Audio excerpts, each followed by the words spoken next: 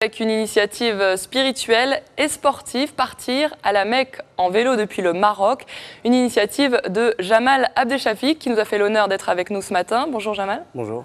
Alors vous êtes pour l'instant étudiant, vous venez de terminer un master à Amsterdam et avant soit de faire un doctorat, soit de travailler, vous avez décidé de prendre une année sabbatique et de partir à la Mecque en vélo. Comment vous est venue cette idée ? Exactement, je profite de cette année plus ou moins sabbatique pour pouvoir mettre en application un projet que j'avais déjà imaginé il y a quelques années, environ 4-5 ans. Je me suis dit pourquoi pas la Mecque. J'ai voyagé pas mal et en Asie, en Amérique du Sud et tout ça. Et je voulais aller à la Mecque d'une manière différente et plus authentique. Donc je voulais faire ça par les voies terrestres, en essayant à pied, mais compte tenu des distances et de l'instabilité politique dans les pays à traverser, comme vous l'avez décrit dans le journal juste avant, je me suis dit qu'il était beaucoup plus judicieux d'utiliser un deux roues et le vélo semble le moyen très adapté pour ce genre de périple. Voilà. Et c'est aussi pourquoi la Mecque, en étant musulman, ça coule de source de s'orienter vers la Mecque pour le pèlerinage. Alors, votre parcours a déjà commencé et vous êtes parti de Casa il y a une semaine. Quel est ce parcours ? On va le voir sur une carte qui va s'afficher. Voilà, j'ai commencé à Casa il y a une semaine, je me suis arrêté quelques jours à Tanger. Je compte rejoindre Nador.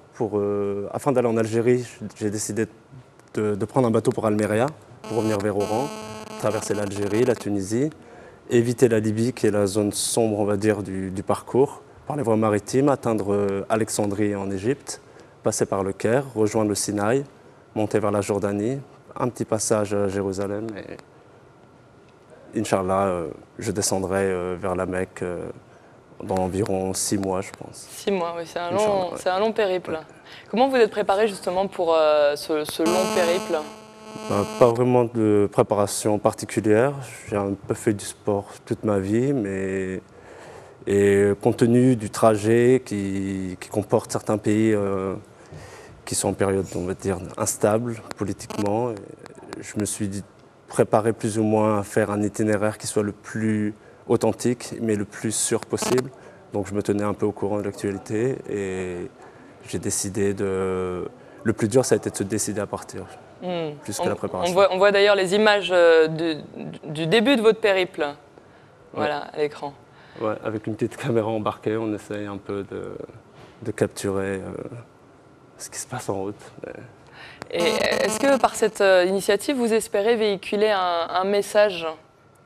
Tout d'abord, l'initiative, elle est propre à moi, ça relève du spirituel, du religieux, de l'intime. Mais aussi, je me suis dit que en ces périodes de grande division, spécialement, on se rend compte que si on regarde les informations, on voit que ça, beaucoup de divisions, de séparation, et que étant entre les deux cultures, c'est-à-dire ayant grandi dans un creuset judéo-chrétien en Europe et de confession musulmane, je me suis dit qu'on est là pour construire des ponts et pourquoi pas découvrir tous ces gens sur mon passage et me redécouvrir moi-même aussi intégralement et se rendre compte qu'on fait un peu tous partie de la même famille, on a tous les mêmes aspirations.